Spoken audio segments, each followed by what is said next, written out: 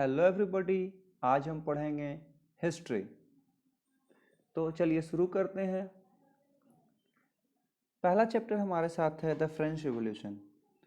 इसके पहले मैं ये चैप्टर शुरू करूं, मैं आपके साथ एक कहानी शेयर करता हूं। हुआ ये कि मैं हर साल की तरह क्लास में गया पढ़ाने के लिए। ये पिछले साल की कहानी है। तो आप ही की तरह के कुछ बच्चे मुझसे क्वेश्चन पूछे और जैसे वो बच्चा क्वेश्चन पूछा मैं उसी तरह से क्वेश्चन आपसे पूछूंगा। उसने मुझसे पूछा, सर एगो बात बताओ।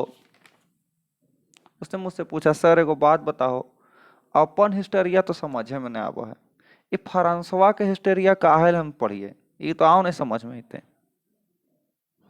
तो उसकी क्वेश्चन पे मैं तो शुरू में हंसा था और ये सुन के आपको बहुत हंसी आ रही होगी। तो बच्चों बात ये है कि हम 6 में पढ़े थे एंशियंट इंडिया के बारे में, क्लास 7 में पढ़े मेडाइवल इंडिया के बारे में, 8 में हम पढ़े मॉडर्न इंडिया के बारे में। क्लास 9 के स्टार्टिंग में हम पढ़ते हैं वर्ल्ड में क्या क्या घटनाएं बढ़ी जिसके चलते हमारा इंडिया में क्या क्या प्रभाव पड़ा। जैसे कि अगर आप इंडिया के प्रेम्बल देखोगे तो उसमें उसमें 2-3 वर्ड आती है, जैसे लिबर्टी, फ्रीडम, इक्वालिटी। तो इसका उद्भव कहाँ से हुआ? तो पूरे वर्ल्ड को स्वतंत्रता की भावना, लिबर्टी की भावना, इक्वलिटी की भावना फ्रेंच रिवॉल्यूशन से मिली। इसीलिए फ्रेंच रिवॉल्यूशन पढ़ना हमारे लिए बहुत ही जरूरी होता है, क्योंकि एक सत्ता को लोगों के द्वारा हटाया गया और ऐसा विश्व में पहली बार हुआ था। तो चलिए शुरू करते हैं। तो फ्रेंच रिवॉल्यूशन आते साथ आपके दिमाग में क्वेश्चन आता होगा कि भैया ये फ्रेंच रिवॉल्यूशन है क्या? तो बाबू इसका एक छोटा सा आंसर ये है कि एक 10 साल का इवेंट का एक घटनाएं हुई थी 10 साल में, जिसको हम फ्रेंच रिवॉल्यूशन बोलते हैं। इसका स्टार्टिंग डेट है 1789 और इसका एंडिंग डेट है 1799, जिसके चलते मॉडर्न वर्ल्ड में बहुत सारा पॉलिटिकल और सोशल चेंजेस आया था। जैसे आप स्टार्टिंग में देखोगे राजा का शासन रहता है, वहां से हटता है, फिर लोगों का शासन आता है, फिर लास्ट में डिक्टेटर नेपोलियन फ्रांस पे राज करता है। एक छोटे से काल में ये 3-3 बड़े बड़े घटनाएं हुई थी, जिसको कि हम पढ़ेंगे द फ्रेंच रिवॉल्यूशन में। आगे आपके पास क्वेश्चन आएगा, चलिए ठीक है फ्रेंच रिवॉल्यूशन समझ में आ गया, इसका काउजेस क्या क्या था, आखिर ये स्टार्ट कैसे हुआ? तो ये स्टार्ट हुआ, होता क्या है कि 14 जुलाई 1789 को, ही डेट याद रखना, कहीं कहीं तो क्वेश्चन डायरेक्ट ही पूछ देता है कि बताओ फ्रेंच रिवॉल्यूशन का बिगनिंग कब हुआ था। तो इसका आंसर है 14 जुलाई 1789। हुआ क्या था, 7,000 के आसपास लोग, जिसमें कि मेन और वुमेन दोनों थे, वो टाउन हॉल के सामने जमा हो जाते हैं और कहते हैं कि अब हम राजा को उठा के पटक देंगे, मारेंगे पीटेंगे, अब तुम निकलो। वहां से वो लोग गवर्नमेंट बिल्डिंग की तरफ भागते हैं, वहां से वो लोग बंदूक उंदूक सारा चीज, बंदूक असला बारूद खोजते हैं, जिससे राजा के खिलाफ क्रांति चालू करें। इसी में होता क्या है, एक वहां पे किला रहता है ईस्टर्न पार्ट ऑफ सिटी में, जिसका नाम रहता है बेस्टाइल या बेसाइल। इसको अलग अलग लोग अलग अलग तरह के वर्ड से प्रोनाउंस करते हैं। कुछ कुछ लोग तो फ्रांस के प्रोनाउंसिएशन ही प्रोनाउंस करना चाहते हैं, ठीक है। तो आप इसका वर्ड याद रखना, वेसाइल, VASTILE, वसाइल का किला बहुत ही इंपॉर्टेंट है। होता क्या है कि सारे लोग वहां पे जमा हो जाते हैं और वहां के कमांडर को, वहां के सेनापति को मार देते हैं, और वहां का जो प्रिजनर रहता है उनको भगा देते हैं। अब एक चीज देखोगे कि वहां पे जो कैदी रहते हैं सो मात्र 7 कैदी रहते हैं। तो आप कहोगे कि कैदी को छुड़ाने के लिए गए थे? नहीं, कैदी को छुड़ाने के लिए नहीं गए थे, ये गुस्सा थी राजा के खिलाफ। राजा के खिलाफ गुस्सा थी, जो कि वो फोर्ट वेस्टाइल पे निकला। अब क्यों फोर्ट वेस्टाइल ही क्यों चुना? क्योंकि लोगों को लगता था कि राजा का जो डिस्पोटिक पावर है, राजा का जो निरंकुश पावर है, जिससे राजा हम सभी को शोषण करता है, वेस्टाइल को किला तोड़ो, राजा को एक एग्जाम्पल जाएगा। जैसे अभी देखोगे कि अगर आपको गवर्नमेंट के खिलाफ किसी भी तरह का धरना देना रहता है, तो आप मेरे घर के सामने धरना दोगे या कोई आपके घर के सामने धरना देगा? नहीं, वो गवर्नमेंट हाउसेस के सामने जाकर धरना देता है, यानी कि जिसके खिलाफ होना है उसके सामने जा करके दो। जैसे कि अगर गवर्नमेंट के खिलाफ देना है तो लोग क्या करते हैं, कोई रेलवे स्टेशन के खिलाफ सामने बैठ गया, कोई कलेक्टेरिएट के सामने बैठ गया, यानी कि वो गवर्नमेंट का हाउस है उसके सामने बैठ के धरना देगा। उसी तरह वेस्टाइल का किला राजा का डिस्पोटिक पावर को बताता था।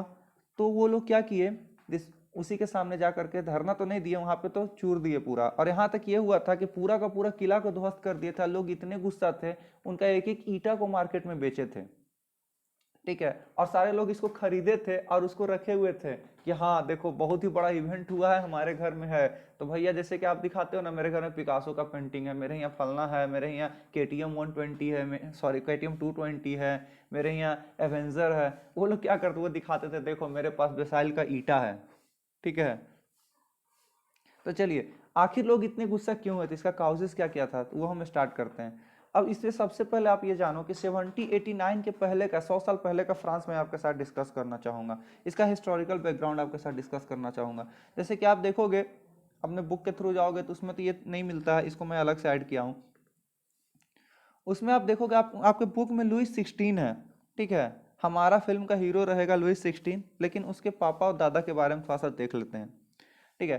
तो होता क्या था, सबसे पहले यहाँ पे बात चलती है 1643 की, ठीक है, यानी कि अभी से 150 साल पहले। यहाँ पे राजा रहता है लुइस 14। कौन है? लुइस 14, जो कि एक एब्सोल्यूट डिस्पॉट है। इसके पहले क्या होता है कि फ्रांस छोटे छोटे सामंतों में टूटा हुआ रहता है। जैसे आप इंडिया में देखोगे छोटे छोटे जमींदार थे, उनके पास बहुत ही पावर थी, उसी तरह वहाँ पे छोटे छोटे सामंत थे जिसको नॉवल्स भी बोलते हैं, उनके पास बहुत ही पावर थी। क्या किया, सारे नॉवल्स को हटा दिया और पावर का सेंट्रलाइजेशन किया, यानी कि पावर छोटे छोटे हाथों में था, उसको हटा करके पावर अपने हाथों में ले आया। और एक चीज, अगर कोई भी डिस्पॉट होगा तो उसके पास बहुत ही ज्यादा पावर होना चाहिए, उसका मिलिट्री बहुत ही पावरफुल होना चाहिए, तभी वो डिस्पॉट किसी भी देश पे शासन कर सकता है। तो हो गया लुइस 14 के बारे में, ठीक है। और ये चूंकि इसको पूरे फ्रांस को सेंट्रलाइज करने में इसने क्या किया था, बहुत ही लड़ाइयाँ लड़ी। जब बहुत ही लड़ाइयाँ लड़ेगा तो क्या होगा, इसका जो सरकारी खजाना है वो तो कम होगा, ठीक है। तो लुइस 14 से सरकारी खजाना फ्रांस का कम होना चालू होता है, लेकिन हाँ अभी भी बहुत रहता है, 14 के समय भी खजाना बहुत रहता है। फिर आता है लुइस 14, चला गया लुइस 15, ठीक है, नाम कितना अच्छा है, 14, 15, 16, 16 का बेटा 17, 17 का बेटा 18, वाह बहुत अच्छा, ठीक है। तो अब आता है लुइस 15। लुइस 15, इसका डेट याद मत रखना, 1715 में ये सब हम बता दिए, विकिपीडिया पे जाओगे बहुत कुछ मिल जाएगा, उतना इंपॉर्टेंट नहीं है, ठीक है। अब लुइस 15 क्या था, एडमिनिस्ट्रेटर बहुत ही अच्छा था, बढ़िया से राजकाज संभाल रहा था, शासन संभाल रहा था। होता क्या है भाई साहब, ये 7 ईयर वार में पार्टिसिपेट करता है। 7 ईयर वार बहुत ही इंपॉर्टेंट है, वर्ल्ड हिस्ट्री 7 ईयर वार के चलते चेंज हो चुकी थी, ठीक है। इसका बहुत ही बड़ा इम्पैक्ट है। यूरोपियन अगर हिस्ट्री आप पढ़ने जाओगे तो उसमें 7 ईयर वार का एक अलग सा चैप्टर आता है 40 से 50 पेज का, ठीक है। इसमें आप याद रखना कि 7 ईयर वार में हुआ क्या था, यूरोप के जितने भी शक्तियां थे सारे इसमें पार्टिसिपेट किए थे, ठीक है। और इसमें फ्रांस हारा था, ठीक है। और जिसके चलते 7 ईयर वार के चलते मैं तो कहूंगा 2 इंपॉर्टेंट क्रांति हुई थी, एक अमेरिका की क्रांति जिससे कि अमेरिका इंडिपेंडेंट ही हो गया, और एक फ्रांस की क्रांति जिससे कि वर्ल्ड को बहुत कुछ सीखने को मिला, ठीक है। तो ये थी फ्रांस बिफोर 1789। अब हम चलाते हैं फिर फ्रांस 1789 में क्या था। हाँ, इसके पहले क्या था उसके पहले देख लेते हैं काउजेस ऑफ रिवॉल्यूशन के बारे में। तो भैया कोई भी काउजेस का 4-5 पॉइंट हम लोग को ध्यान में रखना है। तो सबसे पहले हम देखते हैं पॉलिटिकल काउज, यानी राजनीतिक कारण क्या था। तो राजनीतिक कारण में हम देखेंगे कि द बर्बन डायनेस्टी के किंग जो रहते हैं, हाँ एक चीज याद और रखना, ठीक है, कि फ्रांस पे राज शासन किसका था, तो बर्बन डायनेस्टी का था। कहीं कहीं तो क्वेश्चन डायरेक्ट ही पूछ देता है, ठीक है। तो पॉलिटिकल काउजेस में हम देखेंगे बर्बन डिस्पॉट्स के बारे में। उसका दूसरा काउजेस हमारा होता है सोशल, इसमें हम देखेंगे इनइक्वलिटी, यानी कि सबको इक्वल नहीं था। तीसरा इकोनॉमिकल, यानी कि बहुत ही बड़ा फ्रांसिस फाइनेंशियल क्राइसिस होने वाला है फ्रांस में। अब ये तो आप देख लीजिए, अभी हम आपको पहले बता दिए कि सब लड़ाई चालू कर दिया है, पैसा कम हो रहा है। उसके बाद एक बहुत ही इंपॉर्टेंट चीज जो निकल के आया था फ्रांस में, जो कि बहुत ही कम क्रांति में देखा जाता है, intellectual causes, one of the my favourite causes of the French revolution. अगला immediate cause, meeting of the state general. चलिए एक एक को हम बढ़िया से डिस्कस करते हैं, और बहुत ही अच्छा स्लाइड बना है, बहुत मेहनत लगा है। पॉलिटिकल काउजेस में क्या है, देखो पॉलिटिकल काउज लुइस 16। लुइस 16 है भैया, 74 में फ्रांस की गद्दी पे बैठता है। जब ये गद्दी बैठता है तो मात्र 20 साल का रहता है। ये तो सोचता तो है कि फ्रांस में हम ये कर देंगे वो कर देंगे, लेकिन इतना पावरफुल नहीं होता है, इतना बोल्ड रिफॉर्म्स वो नहीं ला पाता है। कोई भी डिसीजन लिया, वो डिसीजन थोड़ा दूर चला फिर कहना नहीं छोड़ो हटाओ बैठो रहने दो। अगला क्या था, अब यहाँ पे ध्यान रखना, इसकी जो वाइफ थी उसका नाम था मैरी एंटोनी, जो कि ऑस्ट्रेलिया नहीं बाबू, ऑस्ट्रिया, ठीक है, ऑस्ट्रिया की प्रिंसेस थी, ठीक है। ये बहुत ही फ्रांस रेवोल्यूशन में होने में बहुत ही बड़ा कारण मैरी एंटोनी भी हो सकती है, ठीक है। ये क्या थी, ये बहुत ही बैड एडवाइजर थी, राजा के हर एक काम में इसको अपना नाक घुसेड़ना ही रहता है, ठीक है। और जब जब ये नाक घुसेड़ी तो कुछ ना कुछ दिक्कत होगा ही। और ऐसा कहा जाता है कि जब इसको महल से निकाला गया था तो इनके पास 7,000 4,000 से भी ज्यादा जूतियां थी, 4,000 या 7,000 से भी ज्यादा जोड़ी जूतियां थी। ठीक है, मेरे यहाँ तो 5-6 भी नहीं है, तुम लोग अपना देख लो।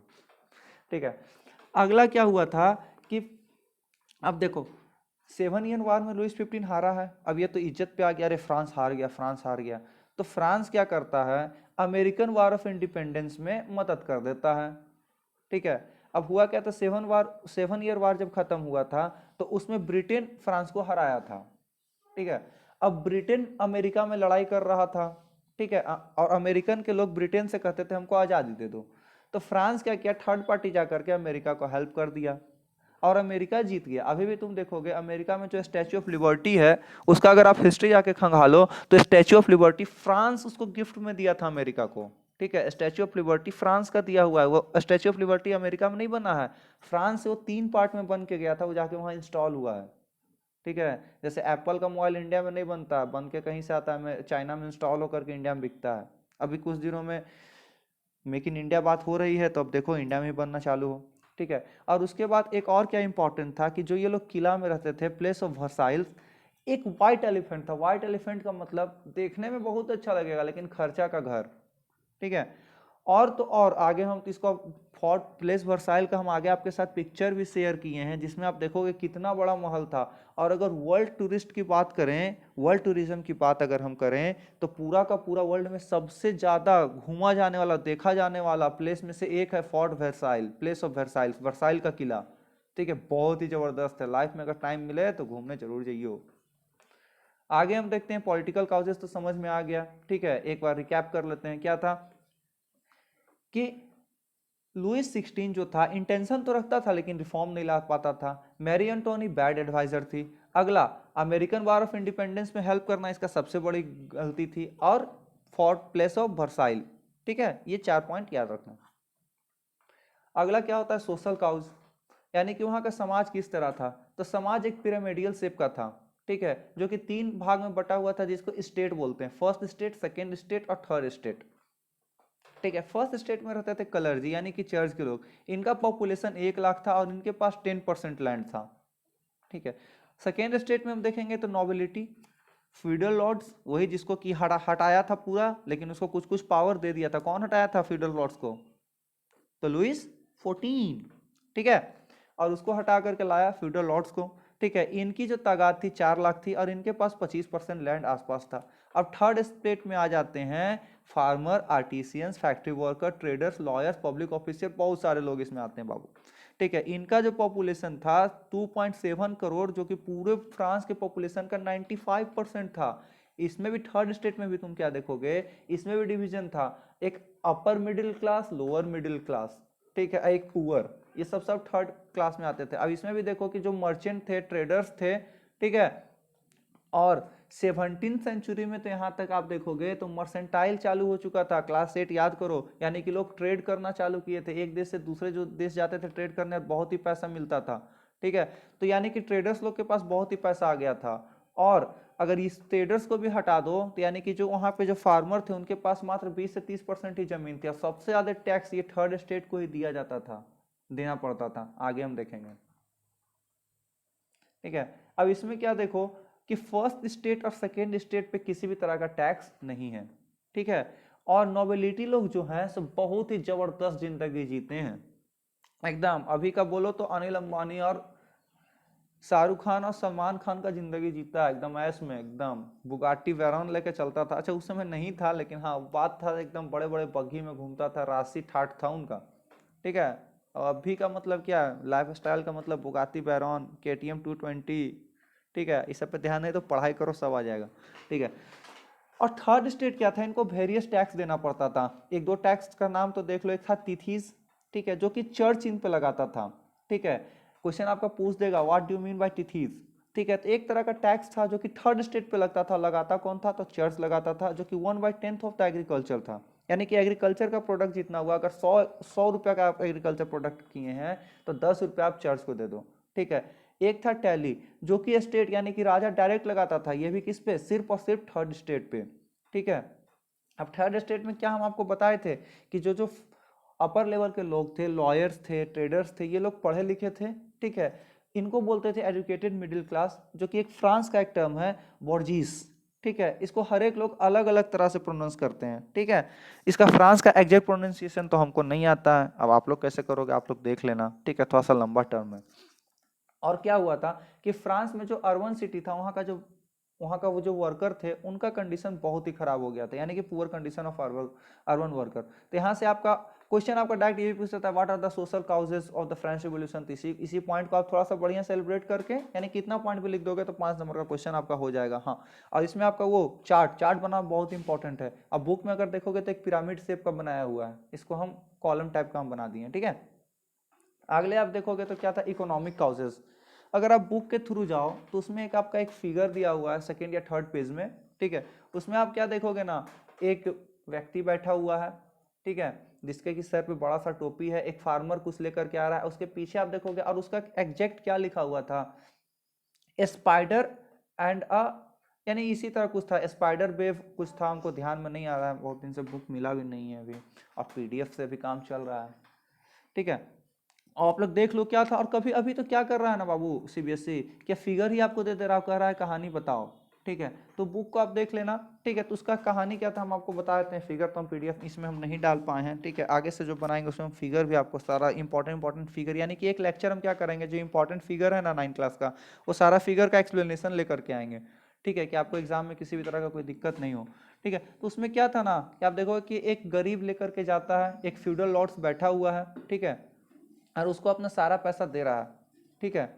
और वो किस तरह का है, वो बिल्कुल इस तरह का सिचुएशन हो रहा है कि एक स्पाइडर के वेव में, यानी कि एक मकड़ी के जाल में एक मक्खी फंसा हुआ है, ठीक है। यानी कि उस मक्खी को पूरे बहुत ही, अगर आप देखो, अगर घर में आपका जाल लगा हुआ है और उसमें अगर मकड़ा है, ठीक है, स्पाइडर है, तो आप देखो किस तरह से उस मक्खी को वो मारता है, बहुत ही दर्दनाक होता है, ठीक है।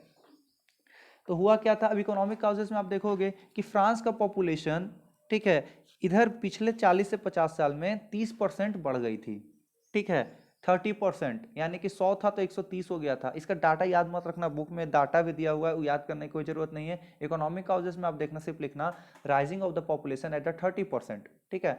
हुआ क्या था, अब देखो 14 लड़ा, 15 लड़ा, 16 वार, अमेरिकन वार ऑफ इंडिपेंडेंस में हेल्प किया, जिसके चलते क्या हुआ कि बहुत सारा इस पे कर्जा आ गया और लार्ज इंटरेस्ट पे, ठीक है। ऊपर से यहाँ पे ठंडी बहुत ही जबरदस्त पड़ी थी 70-88 में, ठीक है, जिससे कि वहाँ का सारा क्रॉप खत्म हो चुका था, ठीक है, जिसके चलते फूड के प्राइस को बढ़ाना पड़ा, ठीक है। और तो और भूखमरी के कगार पे फ्रांस की जनता आ चुकी थी। अगला, जिसके चलते क्या हुआ कि कॉमन पीपुल और जो कि वहां पे कि पीजेंट लोग थे बहुत ही गुस्से में थे।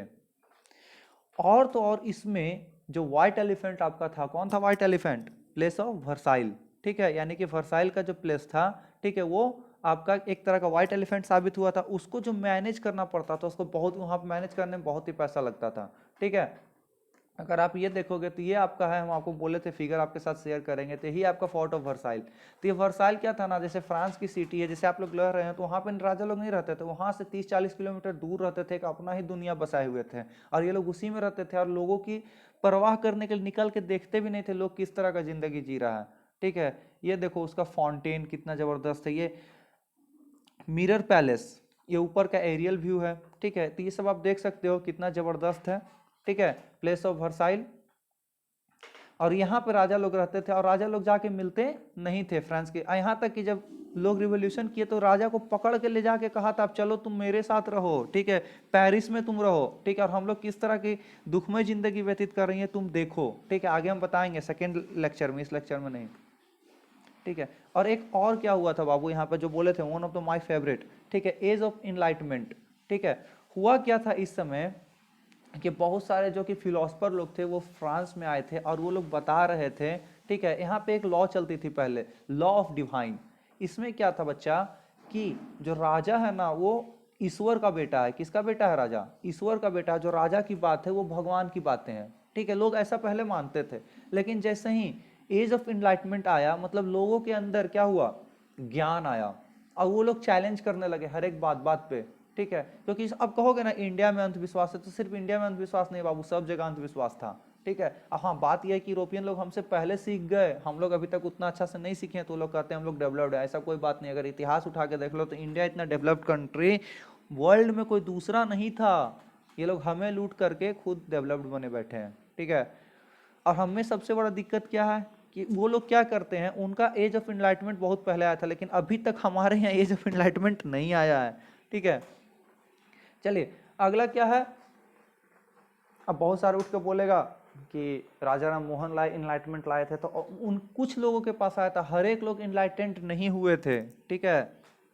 चलिए तो यहाँ पे कुछ कुछ दो चार फिलोसफर का नाम याद रखना। जॉन लॉकी, जीन जिक्वेस रूसो, बहुत ही जबरदस्त पर्सनालिटी, मॉन्टेस्क्यू, ठीक है। ये सब वर्ड याद रखना। और भी बहुत सारे थे, ठीक है। एनुअल कांत थे, और क्या क्या थे, बहुत सारे थे, 15-16 व्यक्ति थे, लेकिन दो चार ही बुक आपके नाम में दिया। आपके बुक में तो यही 2-3 नाम थे। एनुअल कांत का तो नाम भी नहीं दिया है।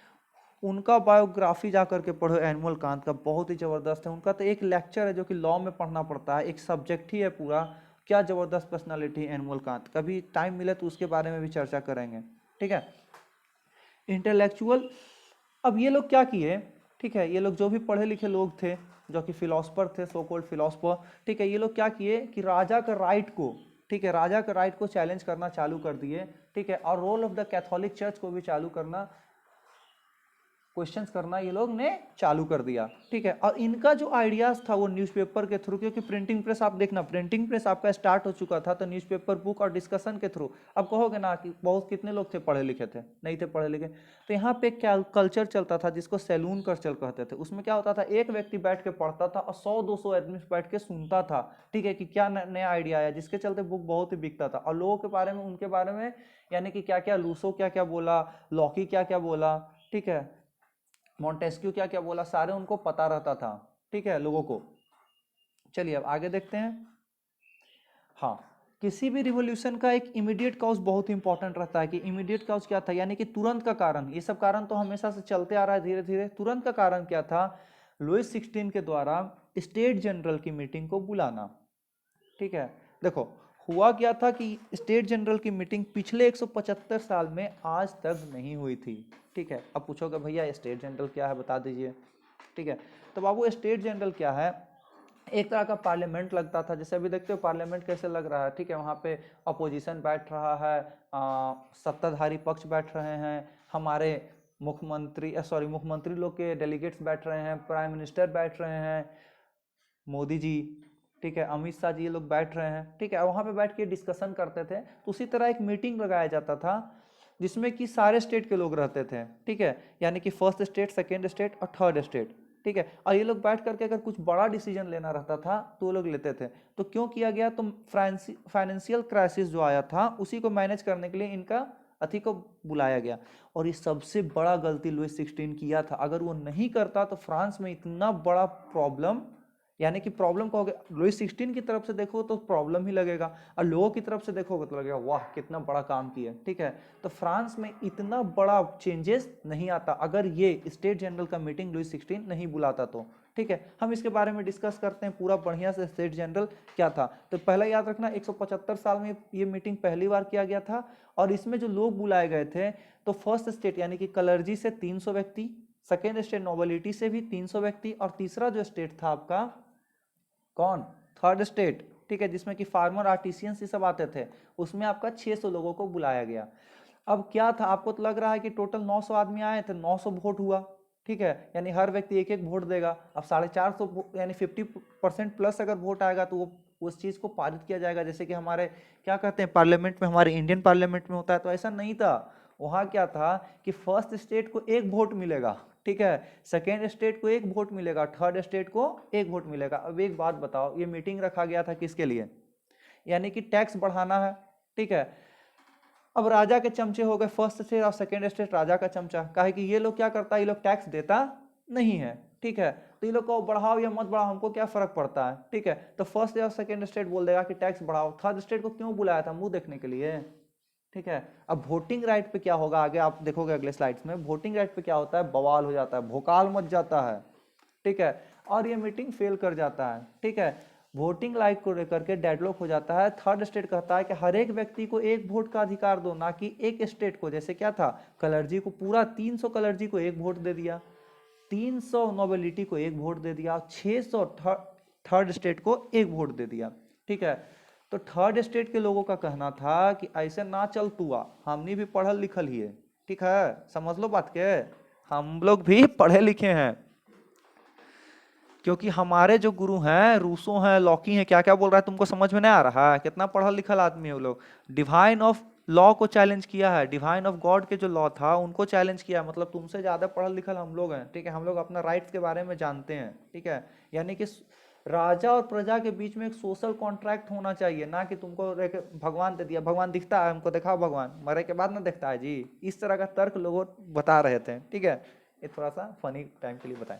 ठीक है, चलिए, तो क्या हुआ, अब वोटिंग राइट पे ये लोग डेडलॉक कर दिए। ठीक है, यानी कि वोटिंग राइट पे लड़ गए। अब कहे ना हर एक व्यक्ति को एक वोट दो, ठीक है, तभी ना हमारी बात मानी जाएगी। जैसे कि हर व्यक्ति को एक वोट दे देता अगर राजा, तो थर्ड स्टेट के पास 600 वोट था। अब थर्ड स्टेट के पास 600 वोट था, तो ये लोग कह देता ना सीधा सीधे कि टैक्स को बढ़ाना नहीं है, नया चीज, कुछ नया बात बोलो। ठीक है, ये नहीं बोला, तो ये लोग उठ करके चला गया। और क्या हुआ था, एक चीज और देख लो। ठीक है, यहाँ पे बहुत इंपॉर्टेंट बात है, जब ये लोग आ रहे थे ना 600 व्यक्ति, ठीक है, तो ये लोग अपने आप को पूरे थर्ड यानी 95% पॉपुलेशन का ये लोग अपने आप को रिप्रेजेंटेटिव समझ रहे थे। और समझे भी क्यों नहीं, जब ये लोग आ रहे थे तो इनके पास हजारों लाखों के तादाद में चिट्ठियां आती थी। ठीक है, कि बाबू जब तुम लोग जाना ना, तो ये बात पे चर्चा करना राजा से, कहना हम लोग कितने दुख में हैं। लेकिन जब वहां गया तो ये लोग को कोई इज्जत नहीं मिला। ठीक है, वहां देख रहा है कि राजा के, वहां पर देख रहा है राजा एकदम ऊंचा आसन में बैठा हुआ है, उसके बगल के एकदम ऊंचा आसन पर नोबिलिटी बैठा हुआ है, इधर कलर्जी बैठा है, नीचे में जमीन में लोग को कह दिया बैठो, पत्तल बिछेगा, खा के जाइयो। ठीक है, और खाना भी दे रहा है तो फेंक फेंक के दे रहा है। ठीक है, तो ये लोग भैया गुस्सा हो गया। जब ये लोग गुस्सा हुआ तो कहा कि अब हम नहीं यहाँ रहेंगे, भाग गया वहां से ये लोग उठ के। और वहां पे बगल में एक टेनिस कोर्ट था जहाँ पे टेनिस खेलता है सब। ठीक है, हमारे यहाँ कौन टेनिस खेलते हैं, सानिया मिर्जा। ठीक है, तो उसी तरह का एक कोर्ट था, वहां पे लोग 20 जून को पहुंचते हैं और वहां पे जाकर के कहते हैं कि हम 600 पूरे फ्रांस का नेशनल असेंबली हैं और हम लोग तब तक यहाँ से नहीं हटेंगे जब तक फ्रांस को एक कॉन्स्टिट्यूशन नहीं दे दें, और जो राजा का पावर है, यानी कि राजा को हम सबक नहीं सिखा दें, राजा का पावर को हम कम कर दें। ठीक है, और एक चीज याद रखना, ये जो थर्ड स्टेट था, ये लोग जब बवाल किए थे तो इनके बवाल में फर्स्ट स्टेट और सेकेंड स्टेट के भी 2 व्यक्ति साथ दिए थे। ठीक है, लंका बिना मेघनाथ के, सॉरी, लंका बिना विभीषण के नहीं जलती है। ठीक है, तो नोबिलिटी से भी एक विभीषण था मिराब्यू, और कलर्जी से एक विभीषण था एबे सिसले। ठीक है, ये 2 व्यक्ति आकर के इन लोगों को सपोर्ट किया था, कहा था कि हम आपके साथ हैं। ठीक है, और हम ये जो सोसाइटी जिस तरह का चल रहा है, राजा जिस तरह का मनमानी कर रहा है, इसके हम खिलाफ हैं। ठीक है, तो ये लोग को, इन लोग का सपोर्ट और बढ़ गया था थर्ड स्टेट का, कहा कि अरे चलो फर्स्ट या सेकेंड स्टेट से भी हमको सपोर्ट मिल गया है। ठीक है, अब जैसे ही ये लोग यहाँ पे करना चालू करता है क्या, नेशनल असेंबली ये ड्राफ्ट करना चालू करता है ये 600 लोग। ठीक है, तो पूरा का पूरा पेरिस के सड़कों में एक तरह का क्या लोगों के बीच पहुंच जाता है कि अरे 600 लोग ने विरोध कर दिया, राजा का पावर कुछ नहीं है, चलो रोड पे मार काट मचा देते हैं। ठीक है, अब जिसके चलते क्या करता है, राजा कहता है कि चलो जाओ सेना लाओ, पेरिस में सेना लाओ जल्दी से। ठीक है, तो ये लोग पेरिस में सेना लाता है और जितना भी ज्यादा लोग रहते हैं, ठीक है, ये लोग कहाँ पहुंच जाते हैं, बेसाइल के किला में। ठीक है, और 14 जुलाई को बेसाइल का किला टूट जाता है। ठीक है, और इसका स्टार्टिंग देखो 20 जून को जब ये नहीं जाता वहां पे जाके नेशनल असेंबली कहता है कि हम नहीं डिक्लेयर करते हैं अपने आप को नेशनल असेंबली, तो ये 14 जुलाई की घटनाएं घटित नहीं होती। उसके बाद फिर आगे तुम क्या देखोगे, 4 अगस्त को क्या होता है कि नेशनल असेंबली को राजा कह देता है कि ठीक है हम आपको रिकॉग्नाइज करते हैं, आवाज से फ्रांस क्या है, एक तरह का कॉन्स्टिट्यूशनल मोनार्च है। ठीक है, तो आज के लिए दोस्तों इतना ही। अब जाने से पहले इस चैप्टर से क्या क्या लेके जाना है वो इंपॉर्टेंट रखो। 2-4 क्वेश्चन यहाँ से, बहुत इंपॉर्टेंट क्वेश्चन यहाँ पे उठता है। ठीक है, उसके पहले, और हाँ आप लोग लाइक कर दो, सब्सक्राइब कर दो, क्योंकि एक नया चैनल है यूट्यूब पे। ठीक है, ज्यादा से ज्यादा कि हम और भी वीडियोस बनाएं आपके लिए। तो सबसे पहला क्वेश्चन क्या है, what are the causes of the French revolution. पहला क्वेश्चन क्या है बच्चा, what is the causes of French revolution. ठीक है, दूसरा, describe the meeting of state general. तीसरा, what do you mean by the age of enlightenment, discuss age of enlightenment. Third question. Fourth question, what do you mean by the social contract and divine of law, law of divine. Okay, what do you mean by social contract and law of divine. Fifth question, daily 5 question, her video में आपको 5 question हम देंगे, ठीक है। 5वां question आपका ये है कि discuss the social causes of the French revolution. अब देखो जितना काउजेज था ना, हर काउजेज को ही आप लोग बना लेना, ठीक है। एग्जाम में अगर 5 नंबर का पूरा पूछ दे तो पूरा लिखना, अलग अलग पूछे तो अलग अलग पूछ देना, ठीक है। चलिए, तो ये 4-5 क्वेश्चन के साथ आज का वीडियो इतना ही। चलिए, जाने से पहले लाइक कर दीजिए, सब्सक्राइब कर दीजिए और शेयर कर दीजिए। धन्यवाद।